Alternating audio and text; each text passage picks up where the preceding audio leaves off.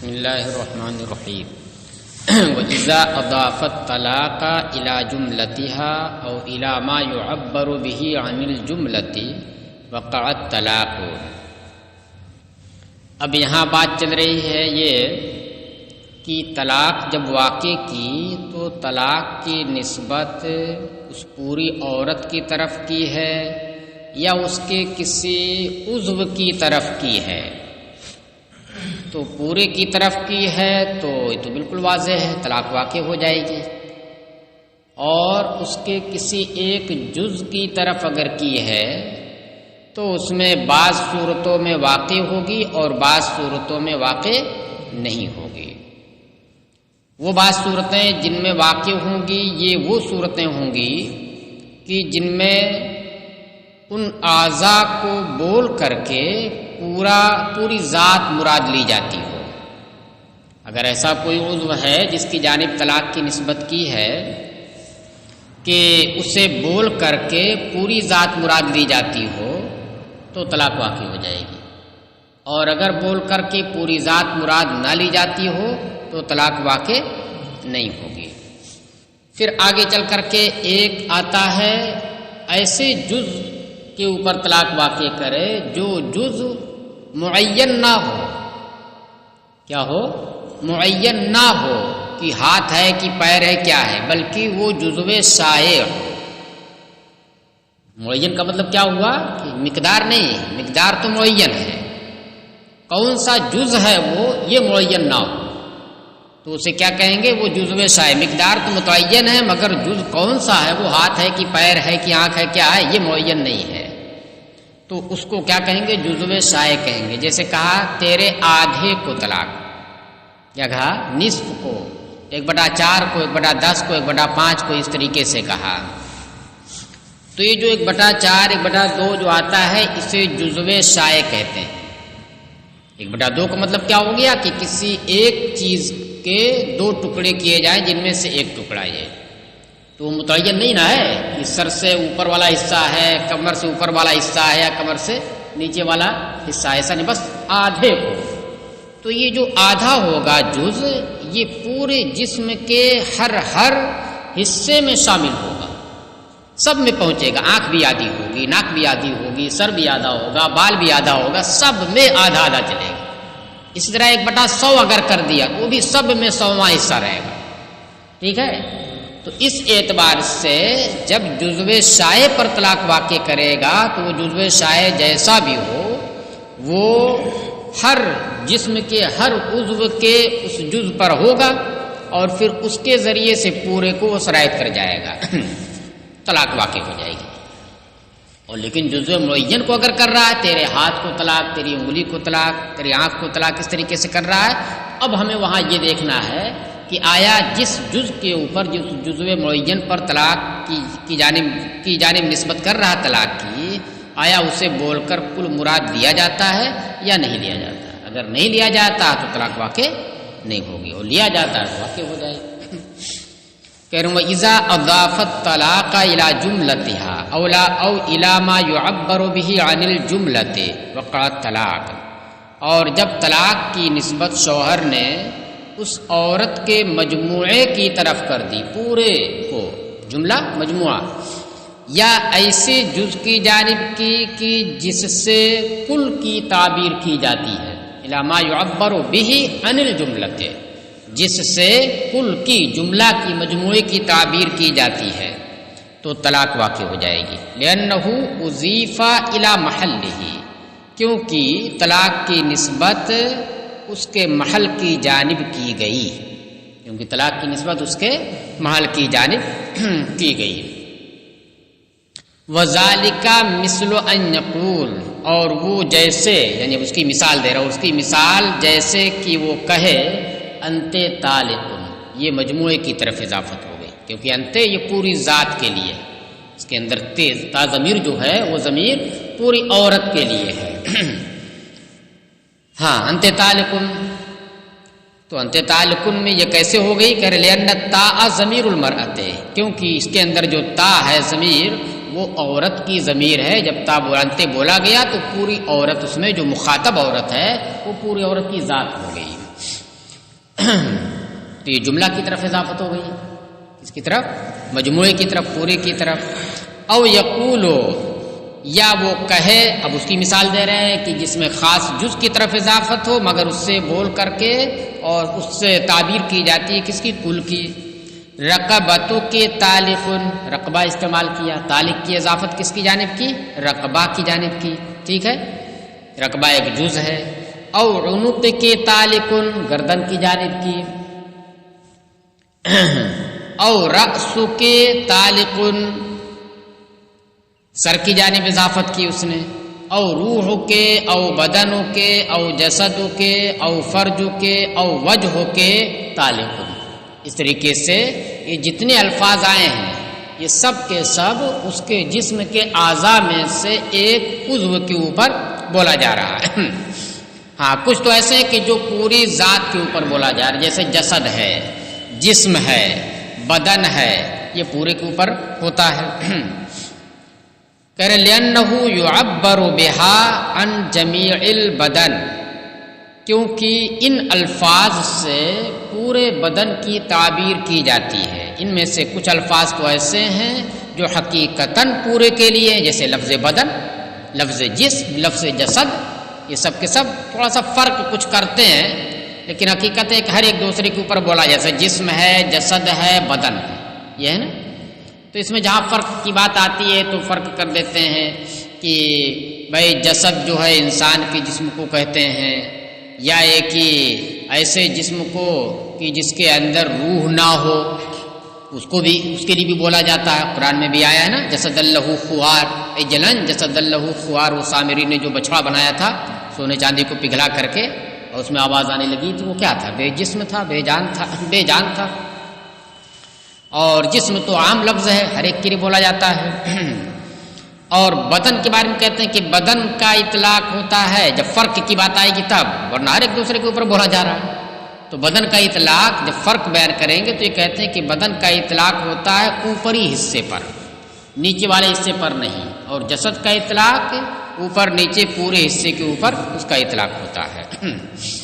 کہہ رہے لِأَنَّهُ يُعَبَّرُ، تو بہرحال بدن ہے، جسد ہے اور جسم ہے، جسم کا ذکر نہیں یہاں پر ہے، اس سے تو حقیقتاً پورے کے لیے ہے۔ ہاں، اما الجسد والبدن فظاہر، رہا جسد اور بدن پورے سے، اس سے پورے کی تعبیر ہو تو یہ تو بالکل ظاہر ہے۔ وَقَضَا غَيْرُهُمَا، اور اسی طریقے سے ان دونوں کے علاوہ بھی ہے کہ اسے بول کر کے پورا جسم مراد ہوتا ہے۔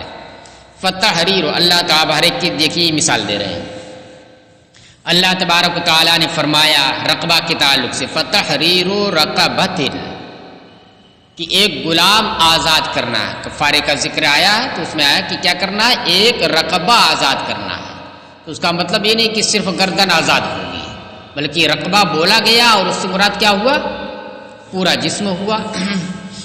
وقال فَظَلَّتْ أَعْنَاقُهُمْ لَهَا خَاضِعِينَ، اور فرمایا کہ اور ان کی گردنیں کیا ہو جائیں گی؟ جھک جائیں گی۔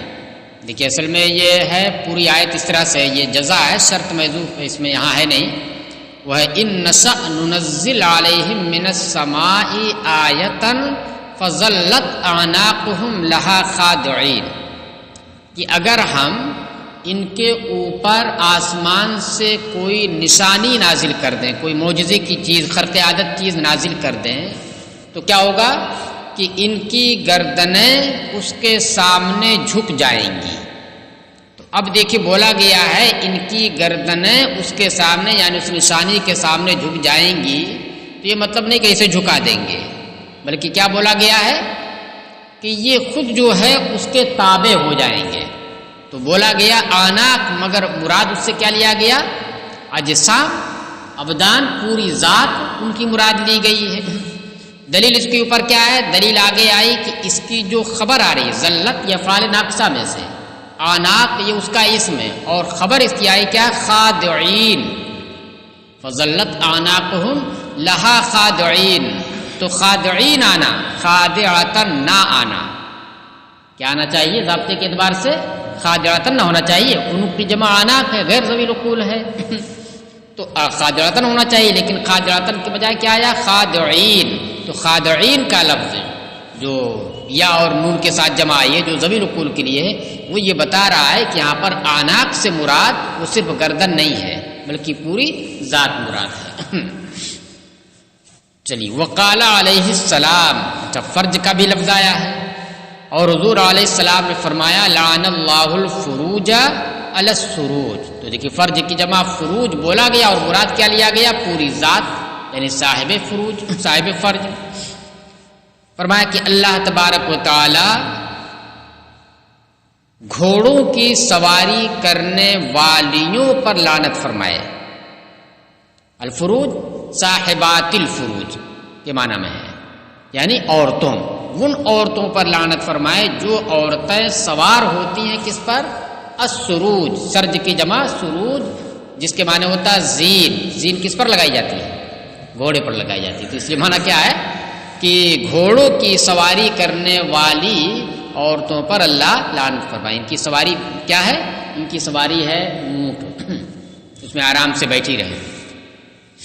تو اب دیکھیں یہاں پر کیا ہے کہ الفروج بولا گیا اور مراد کیا لیا گیا؟ پوری ذات عورت کی۔ اچھا، وَيُقَالُ، اور کون سا لفظ آیا تھا؟ راس کا بھی لفظ آیا تھا، ہاں راس بھی آیا تھا۔ کہہ رہے وَيُقَالُ، اور کہا جاتا فلان رأس القوم، فلاں قوم کا راس ہے۔ تو یہ مطلب نہیں ہے قوم جسم ہے اور یہ جو اس کا سر ہے، ہاں اس کا حقیقی معنی نہیں، بلکہ اس کا کیا مجازی معنی ہوتا ہے کہ بولا گیا راس اور مراد کیا لیا گیا؟ سردار۔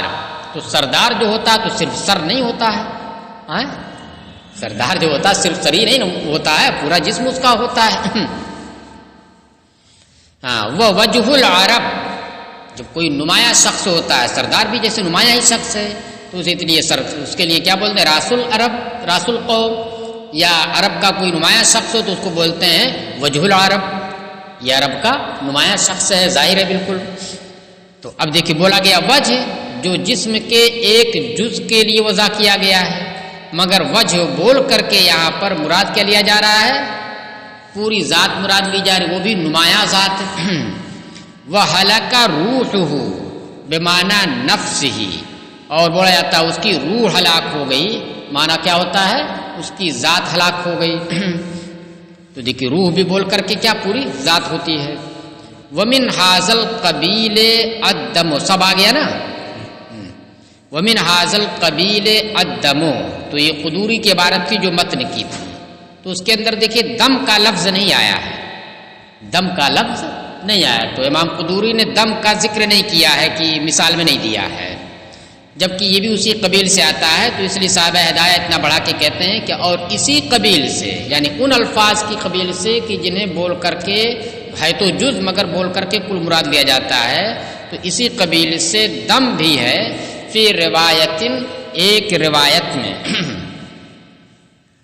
ایک روایت مطلب کیا ہوا کہ جہاں پر ذکر آیا ہے کفالت کا، تو اس کے اندر اگر یہ بولا کسی نے کہ میں نے کفالت کی فلاں کے دم کی، کفلا بے دم فلانن، کہ اس نے فلاں کے دم کی کفالت کی، تو وہاں پر دم سے مراد کیا ہوتا ہے؟ خون نہیں، بلکہ اس سے مراد کیا؟ اس کی پوری ذات ہوتی ہے۔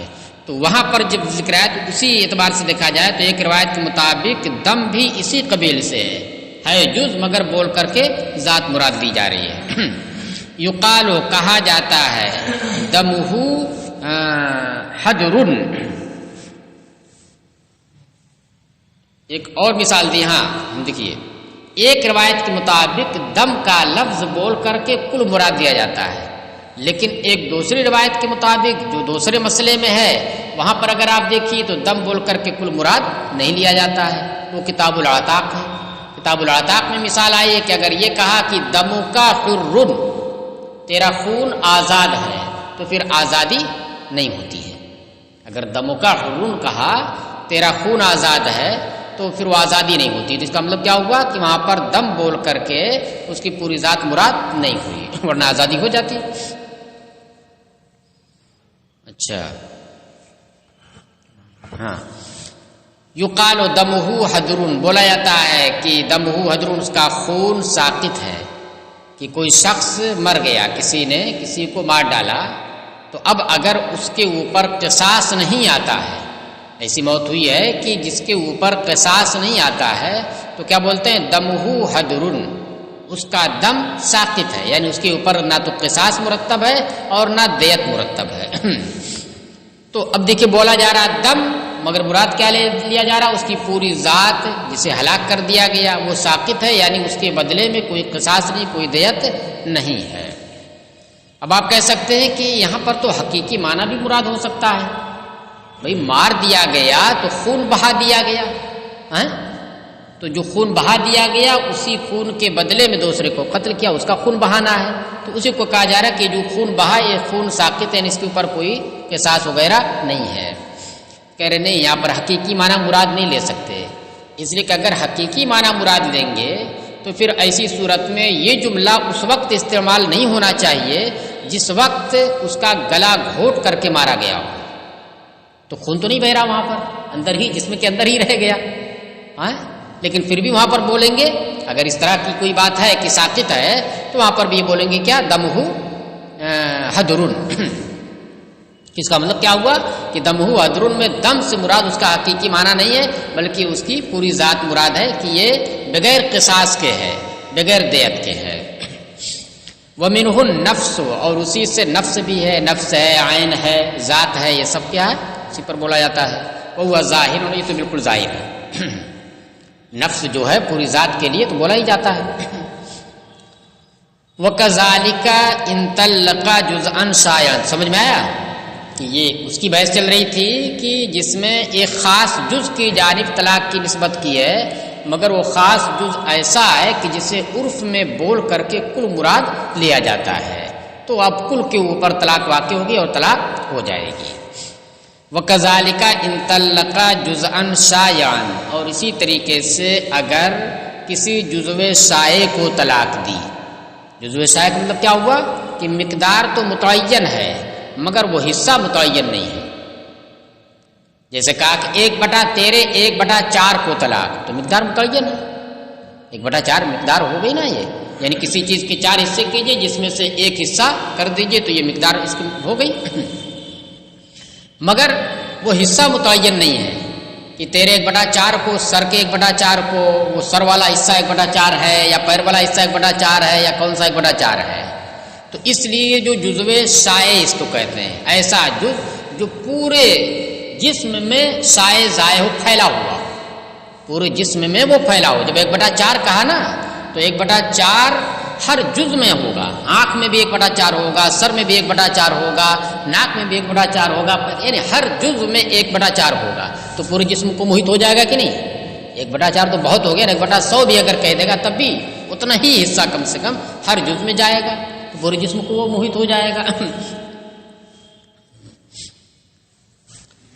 چلیے، ولو قالا، اسی طرح سے اگر خریدا کہ میں نے نصف حصے کو خریدا، جیسے کوئی غلام تھا اور اس کے بعد کیا کہا کہ میں نے آدھا خرید لیا، تو بھائی ہو جائے گی، اور اگر یہ کہا کہ میں نے کمر سے لے کر کے نیچے تک کا حصہ خریدا تو نہیں ہوگی، ایک کمر سے لے کر کے نیچے تک کا کوئی خریدا اور اس کے اوپر والا کوئی خریدا تو ادھر کھینچے گا اپنا سر، ادھر اپنا پیر کھینچے گا، نہیں ہو پائے گا نا۔ 1/2 کہا تو پورے میں آدھا آدھا ہے، اس نے بھی 1/2 خریدا، اس کا بھی پورے میں آدھا آدھا ہے، اس کی صورت کیا ہوگی؟ ایک دن وہ استعمال کرے، ایک دن یہ استعمال کرے۔ چلیے کرے، اور اسی طریقے سے طلاق واقع ہو جائے گی اگر کسی جزو شائع کو طلاق دے، مثل ان یقول نصف کے او ثلث کے طالق، جیسے کہ وہ کہے کہ تیرے نصف کو طلاق یا تیرے 1/3 کو طلاق۔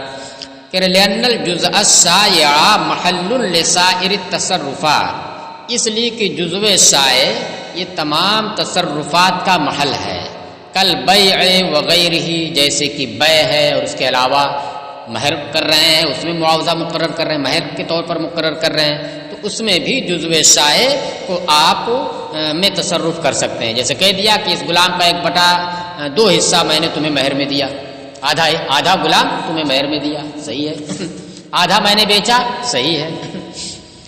ہاں تو اس لیے طلاق بھی کیا ہے صحیح ہو جائے گی. فقضا یکون محلا للطلاق، تو اسی طریقے سے طلاق بھی ایک تصرف ہے، لہذا یہ محل طلاق بھی ہوگا. الا انہ، مگر اب یہاں پر کیا ہوگا، فرق ہو جائے گا.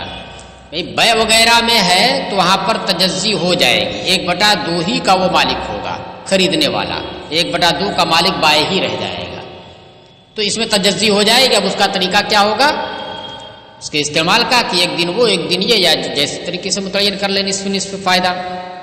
لیکن یہاں پر کیا ہے، ایسا نہیں ہو سکتا کہ آدھے، جیسے کہا کہ نصف کے طالقن، تیرے نصف حصے کو طلاق، تو یہ نہیں ہوگا کہ اس میں تجزی ہو جائے کہ نصف مطلقہ ہو اور نصف کیا منکوحہ ہو، ایسا نہیں ہوگا. تو اس لیے کہہ رہے ہیں کہ الا انہ لا یتجزا فی حق الطلاق، مگر یہ جزو شائع یہ طلاق کے حق میں ٹکڑے ٹکڑے نہیں ہوگا کہ بعض پر طلاق ہو اور بعض پر طلاق نہ رہے. فیثبت فی الکل ضرورتاً، اس لیے ضروری طور پر پورے میں یہ طلاق ثابت ہو جائے گی. ولو قالا یدو کے طالقن اور رجل کے، اب دیکھیے ایسی مثال دے رہے ہیں ایسے اجزاء کی کہ جنہیں بول کر کے کل مراد نہیں ہوتا ہے، اور جب کل مراد نہیں ہوتا ہے تو اس پر اگر طلاق واقع کرے تو طلاق واقع نہیں ہوگی. مثال کیا ہے، یدو کے طالقن اور رجل کے طالقن، اگر یہ استعمال کیا تو کرے لم یقع طلاق، تو طلاق واقع نہیں ہوگی. وقال ظفر و شافعی یقع، امام ظفر و امام شافعی نے فرمایا کہ نہیں، واقع ہو جائے گی. وکذل خلاف فی کل جزء معین لا يعبر به عن جمیع البدن، یہ تو دو مثال ہو گئی، رجل اور ید کی دو مثال ہو گئی کہ امام ظفر امام شافعی کے نزدیک واقع ہو جائے گی، امام صاحب کے نزدیک واقع نہیں ہوگی. پھر یہ دو مثال ہے، اس کا ضابطہ ہے کہ یہی اختلاف ہر اس جز میں ہوگا کہ جس سے کل بدن کی تعبیر نہیں کی جاتی ہے، تو اس میں بھی ہوگا. جیسے کہ انگلی لے لیا، ناخن لے لیا، آنکھ لے لیا، اس طریقے سے. ہاں لہما انہو، اب دلیل سنیے امام ظفر اور امام شافعی کی، کہہ رہے کہ نہیں طلاق واقع ہو جائے گی. لہما انہو جزء متمتع بعقد النکاح، ان دونوں حضرات کی دلیل یہ ہے کہ یہ وہ جز ہے کہ جس سے فائدہ اٹھایا جاتا ہے عقد نکاح کے ذریعے.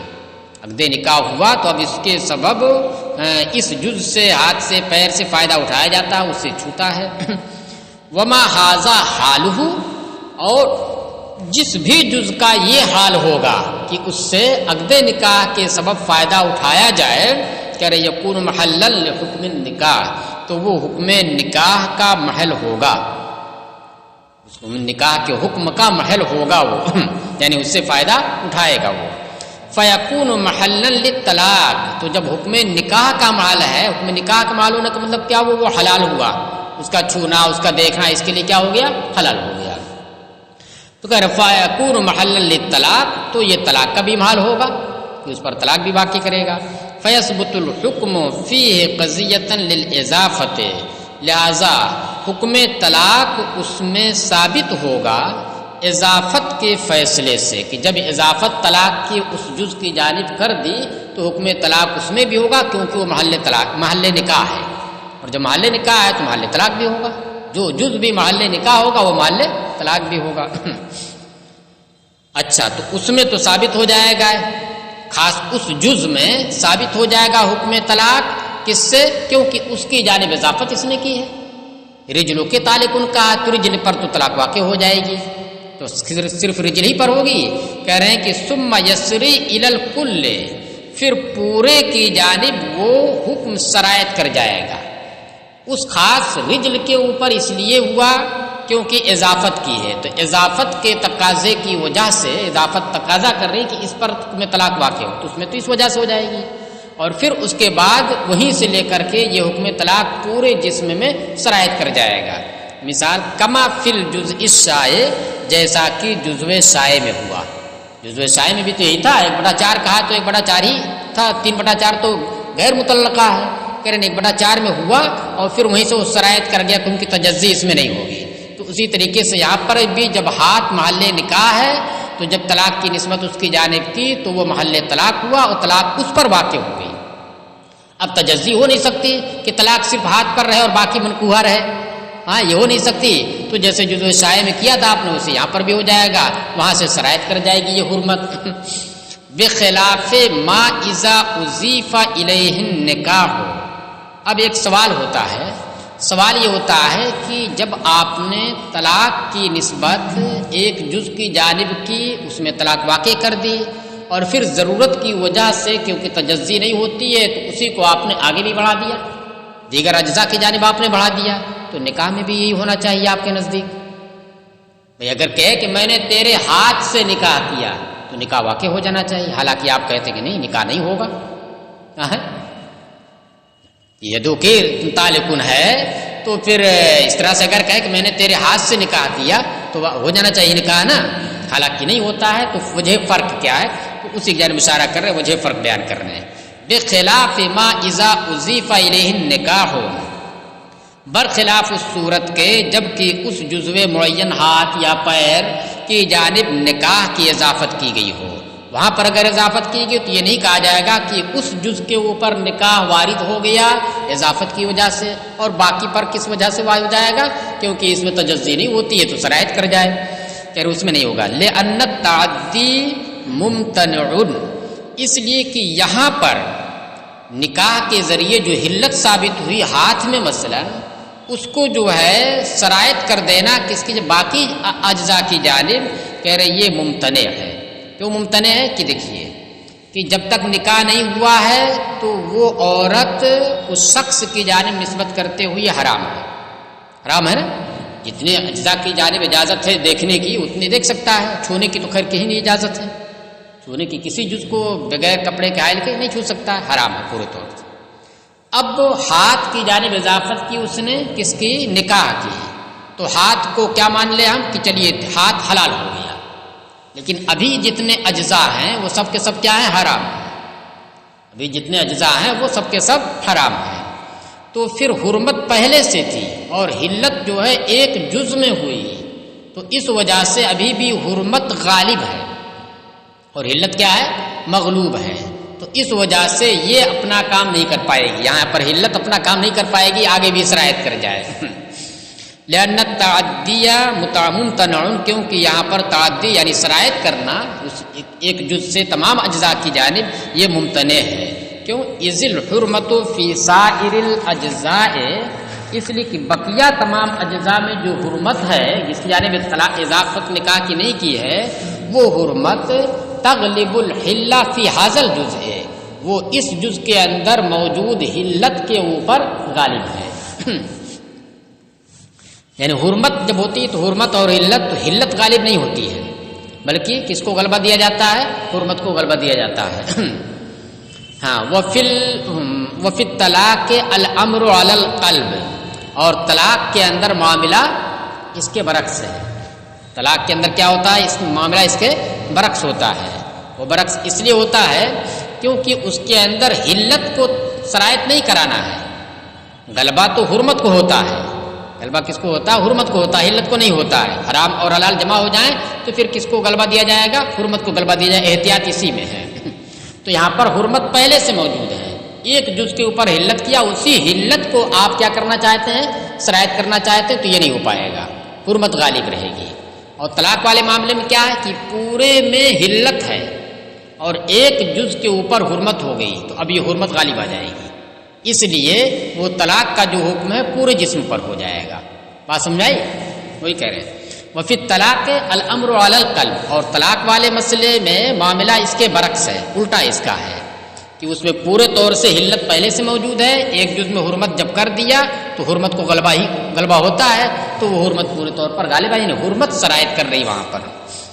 ولنا انو، یہ جو ہے امام ظفر اور امام شافعی کا موقف ہے کہ اس طریقے سے چونکہ حرمت کو شرائط کرنا ہے تو ایک جز میں حرمت ثابت ہوئی تو اس وجہ سے، اور اس سے فائدہ بھی اٹھایا جاتا ہے، ایک جز جس جز کی بات کی جا رہی ہے اس سے نکاح کے حکم کے پیش نظر اس سے فائدہ بھی اٹھایا جاتا ہے، تو جب محل نکاح ہے وہ تو محل طلاق بھی ہے، تو طلاق اس پر واقع ہو جائے گی، اور پھر جو ہے حرمت کو چونکہ غلبہ ہوتا ہے اس لیے وہ شرائط کر جائے گی اور جگہوں پر۔ وَلَنَا أَنَّهُ أَضَافَ الطَّلَاقَ إِلَى غَيْرِ مَحَلِّهِ، اور ہماری دلیل یہ ہے کہ اس نے طلاق کی اضافت محل طلاق کے علاوہ کی جانب کی ہے، فیلغو اس لیے وہ لغو ہو جائے گی، کما اذا اضافہ الی ریقھا او ظفرھا، جیسے کہ جب اس نے اس کی اضافت کی کس کی جانب، اس کے ہونٹ، اس کے تھوک کی جانب یا اس کے ناخن کی جانب، تو اس صورت میں یہ حضرات بھی کہتے ہیں کہ طلاق واقع نہیں ہوگی، حالانکہ بھی یہ کہ اس کا وجود ہے، اس سے بھی فائدہ اٹھاتا ہے، ناخن کا حصہ بھی کیا ہے وہ چھوتا ہے، اسے دیکھتا ہے، سب کچھ ہے، تھوک کا بھی ہے اس سے بھی۔ تو کہہ رہے ہیں وہذا لأن محل الطلاق ما يكون فيه القید، اور یہ اس وجہ سے ہے کہ محل طلاق وہ ہے جس کے اندر قید ہوتی ہے، اور قید کا مطلب کیا ہوا کہ شوہر باہر نکلنے سے منع کرتے، اس قید میں ہے وہ شوہر کیا ہے، جب تک اس کی اجازت نہ ہو وہ باہر گھر سے نہ نکلے، تو یہ جو قید ہے تو جس حصے میں قید ہوگی وہی محل طلاق بھی ہے، کیونکہ طلاق کا مطلب کیا ہوتا ہے، قید سے چھٹکارا دے دینا، قید نکاح سے، کہ نکاح کی وجہ سے جو قید میں آ گئی ہے اس قید کو ہٹا دینے کا نام کیا ہے، یہی طلاق ہے۔ تو جہاں پر قید کی بات ہوگی وہیں پر طلاق کی بھی بات ہوگی۔ تو قید کی جو بات ہو رہی ہے وہ کس سے ہو رہی ہے، وہ مجموعے سے متعلق ہے، اس سے متعلق ہے، وہ مجموعے سے متعلق ہے، کسی خاص جز سے نہیں۔ وَهَذَا لِأَنَّ مَحَلَّ الطَّلَاقِ مَا يَكُونُ فِيهِ الْقَيْدُ، اور یہ اس وجہ سے حرمت تعدی اس وجہ سے ہے کیونکہ محل طلاق وہ ہے جس میں قید ہوتی ہے، قید نکاح، لِأَنَّهُ يُنبِئُ عَنْ رَفْعِ الْقَيْدِ، کیونکہ طلاق کا لفظ یہ پتہ دیتا ہے کس بات کا، قید کو اٹھا لیے جانے کا۔ طلاق کا مطلب کیا ہو گیا، پیچھے آپ نے پڑھا نا، قید کو ختم کر دینے کا نام طلاق ہے۔ وَلَا قَيْدَ فِي الْيَدِ، اور ہاتھ میں خاص کر قید نہیں ہے، بلکہ قید ہے تو کس میں ہے، پورے مجموعے میں ہے۔ لہذا ایسا لفظ جسے بول کر پورا مجموعہ ہوتا ہو اسی پر جب طلاق واقع کرے گا تو طلاق واقع ہوگی۔ اور رہی بات جزوِ سائے کی، تو جزوِ سائے میں پورے مجموعے پر ہو رہا ہے، اگرچہ ہر جز کے ہر حصے کے ایک جز پر ہو رہا ہے وہ، مگر مجموعے کا احاطہ کر لے رہا ہے وہ۔ ہاں، وَلِهَذَا لَا تَصِحُ إِضَافَةُ النِّكَاحِ إِلَيْهِ، یہی وجہ ہے کہ کیونکہ اس میں قید نہیں ہوتی، یہی وجہ ہے کہ نکاح کی اضافت اس جزو معین ہاتھ یا پیر کی جانب صحیح نہیں ہے، بخلاف الجزو السائے، برخلاف جزو سائے کے، لأنه محل للنکاح عندنا، کیونکہ ہمارے نزدیک یہ محل نکاح ہے، اس کا مطلب ان کے نزدیک نہیں ہوگا، جب عندنا اسی لیے کہا ہے کیونکہ ہمارے نزدیک یہ محل نکاح کون، جزو سائے، مثلا نکاح کہ میں نے تیرے 1/2 سے نکاح کیا تو ہمارے نزدیک نکاح صحیح ہے، طلاق بھی اسی طریقے سے صحیح ہوگی۔ حتیٰ تصح اضافت ہو رہی ہے، یہاں تک کہ نکاح کی نسبت جزو سائے کی جانب کرنا صحیح، یعنی اس سے نکاح منعقد ہو جائے گا۔ فقضا یکون محلا للطلاق، تو اسی طریقے سے طلاق کا بھی یہ محل ہوگا جزو سائے۔ ختم ہوگی بات۔ تو خلاصہ اس کا کیا ہوا کہ امام صاحب کے نزدیک یہ ہے کہ طلاق جب بھی واقع ہوگی تو وہ پورے جسم پر ہوگی، مجموعے کے اوپر ہوگی۔ اب اس کے لیے طلاق کی نسبت یا تو مجموعے کی جانب ہی کرے، مثلا کہ انت طالقن، انت پوری ذات مراد ہے، نفسوں کے طالقن پوری ذات مراد ہے، ذاتوں کے طالقن اس طرح سے کہے کچھ بھی، یا ایسا جز بولے، ایسے جز کی جانب اضافت کرے جسے بول کر کے کل مراد ہوتا ہے، عرف میں کل مراد ہوتا ہے، جیسے وجہ بولا، راس بولا، عنق بولا، رقبہ بولا، اس طریقے سے تو ہوتا ہے۔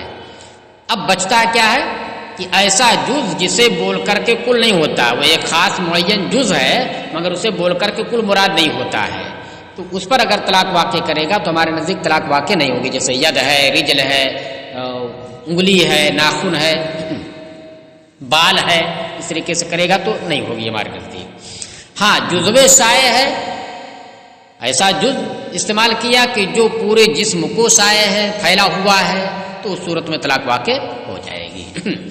اب وہاں پر یہ چلے گا، ضرورت کی بات چلے گی کہ بھائی 1/10 اگر مثلا کہا یا 1/4 کہا تو تب بھی 3/4 تو حلال ہی ہے نا، تب بھی 3/4 کیا ہے، حلال ہی ہے۔ تو کہہ رہے کہ اب یہاں پر ضرورت ہے کیونکہ پورے جسم کو یہ 1/4 گھیرے ہوئے ہے، پورے جسم میں پھیلا، گھیرے نہیں بلکہ کہیں پھیلا ہوا ہے، تو جب پھیلا ہوا ہے تو 3/4 کو کیسے آپ الگ کر سکتے ہیں؟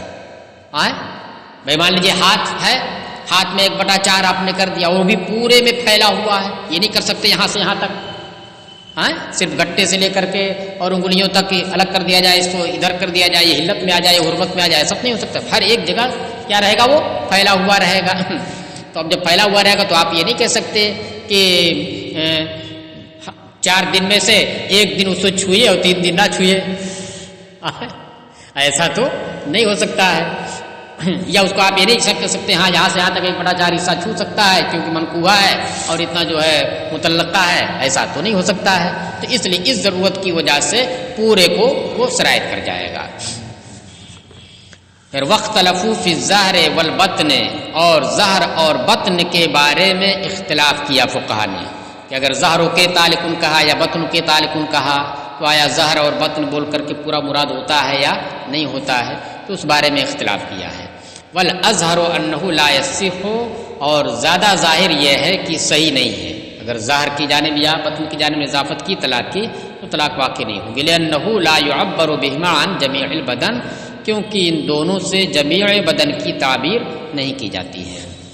اصل معاملہ اس کا مطلب اس کے اوپر استعمال کے اوپر ہے، عرف میں استعمال کس کے لیے ہوتا ہے، اگر عرف میں استعمال ہونے لگا، کسی عرف میں ایسا ہے کہ ظاہر بول کر کے پورا جسم مراد لیا جاتا ہے تو پھر ایسی صورت میں درست ہوگا۔